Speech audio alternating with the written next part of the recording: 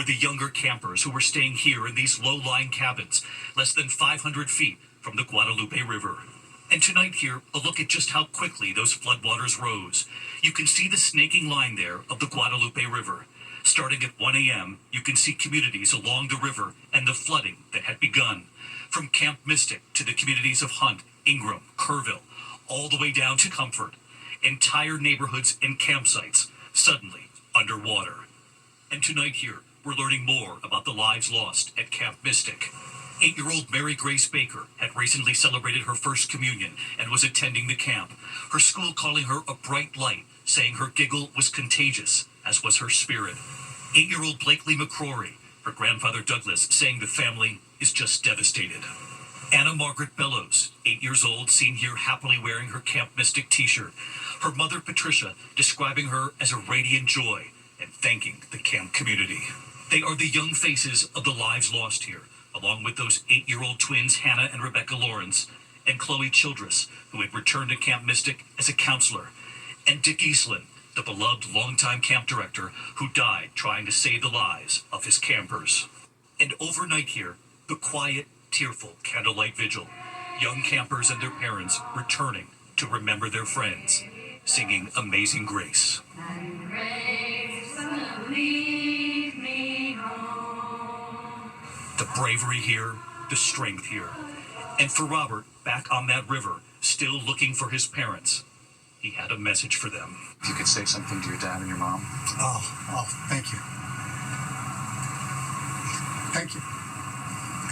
Thank you for being such good parents.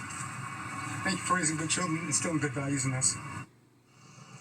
That son thanking his parents for teaching them and instilling good values, and obviously you could see those values on full display today. His 5th day now of searching for his mother and father. Our hearts are with so many of the families here. As you know, tonight there are growing questions about the emergency alerts, many asking why they didn't receive them on their phones, and if they did, why they didn't come sooner before the worst of the emergency was already unfolding. And here in Flash Flood Alley, why were there no sirens in so many towns? And what happened in one community about 20 miles from here where they did have sirens? Matt Gupman on the ground here again tonight. Tonight, with the death toll soaring, so is frustration over the handling of local emergency alert systems in the hours after a surging Guadalupe River made it clear a catastrophe was at hand. With all due respect, sir, I think that the community here is asking these questions. What happened? When did it happen? Was the emergency manager awake at the time? Did they push the button to issue an emergency alert? There's a lot more to that. There's a conversation that's had. I understand. So did it happen, sir? I can't tell you at this time. This area is one of the most flash flood-prone regions in the country. Nicknamed Flash Flood Alley, ABC News and our own stations learning local leaders spent years discussing a life-saving warning system, but never implemented one. Public meeting records show that as early as August 2016, the city of Kerrville spoke about the importance of a warning system, and by April, a local river authorities board unanimously authorized a contract worth up to $73,000 to develop a system. The status of that contract is unclear. And that is the strategy chosen by Kerrville's neighboring town of Comfort, Texas. Every day at noon, that siren goes off, alerting people that the system is working. Now, if there were a flash flood here, that siren would sound steadily for 3 minutes straight. Firefighter Danny Morales, who lost his grandfather in those same floodwaters in 1978, has spent the past several years working to get a new system installed, completed just months ago. So you've been through these floods, and your job is to try to prevent people from experiencing what you had to go through. I would hope so. And Comfort is just 15 miles downriver from where we are. They told us at the fire station that they have 2 sirens. It cost them $70,000. They want to install a 3rd. They say it'll be worth every penny. David.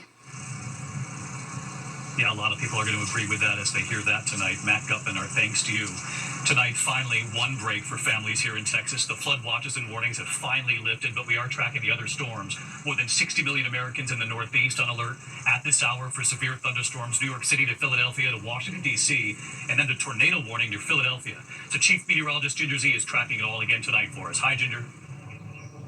Hi, David. A few scattered storms for you all in Hill Country by tomorrow afternoon, but overall a much drier forecast to end the week before we get some more rain the weekend. However, like you said here, it's much different. We've got flood watches and a severe thunderstorm watch. We've had nearly 50 severe storm reports already, some gusts over 77 miles per hour. And yes, there have been tornado-warned storms embedded in here, so you could see some rotation in it. What we'll do is move this to the east. Most of it will be offshore after about 10 p.m. And then we'll be talking about the flood alerts, a 2-inch per hour rainfall rate. So these will cause really quick flash floods. And by tomorrow, the mid-Atlantic still down into North Carolina, even parts of South Carolina, have a damaging wind hazard. David. Ginger Z will be watching you first thing in the morning on GMA. Thank you, Ginger. To the other news this Tuesday night, and this major new decision by the TSA, effective immediately, saying passengers no longer have to take off their shoes when going through airport security. That rule imposed nearly 20 years ago in the wake of 9/11 and an attempted shoe bombing.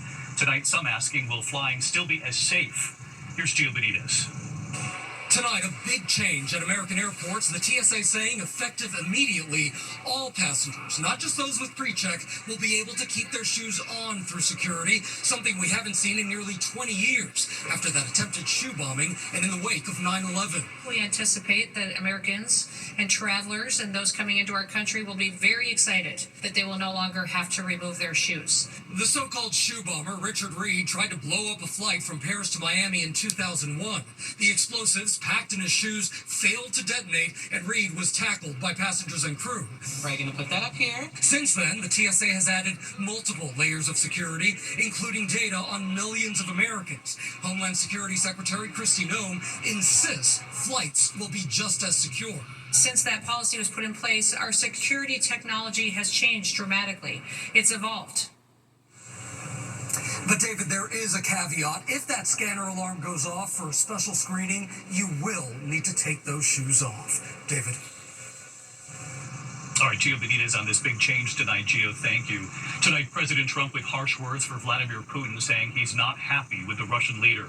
The president lashing out today at Putin, saying he's very nice all the time, but it turns out, quote, to be meaningless. President Trump now saying the U.S. will resume weapon shipments to Ukraine after some were recently paused by the Pentagon. And just today, with the head of the Pentagon, Defense Secretary Pete Hegseth, sitting right next to the president insisting he didn't know who ordered that pause. When we come back here tonight, news involving Sean Diddy Combs tonight and his sentencing, what the judge has now decided. Also, the American tourist missing and the discovery now tonight. And here in Texas, we know so many of you across the country have been asking, how can you help? And so tonight here, we'll go down one very important list for you. Tonight, authorities are investigating the death of an American tourist in St. Lucia. Travis Wyatt reported missing after he didn't make his flight home. He was last seen leaving his hotel room on Sunday. Police now say a body matching his description was found near the water in Rodney Bay. Tonight, no cause of death has been revealed. When we come back here, so many of you at home have been asking how you can help. So we'll go down the list for you right here in a moment. Tonight, so many of you asking how to help. This evening, Texas Strong, America Strong. Tonight, amid the heartbreak here across Central Texas, there are also the signs of hope. So many communities near and far from all over the U.S. coming here to help. The people standing shoulder to shoulder, helping to distribute much-needed water, food, and supplies here. The donations inside the gym at Centerpoint Elementary School, just outside hard-hit Kerrville. And here in Kerrville, the nonprofit Mercy Chefs preparing restaurant-quality meals for victims, volunteers, first responders inside the City West Church. And so many of you at home have asked how you can help. Local Kerr County officials have established a relief fund online through the Community Foundation of the Texas Hill Country. Donations can also be made to nonprofits including the American Red Cross and World Central Kitchen, all on the ground here since the beginning, vowing to help for as long as it's needed. The strength of the people here, that list at abcnews.com/howtohelp Texas Flood. Good night.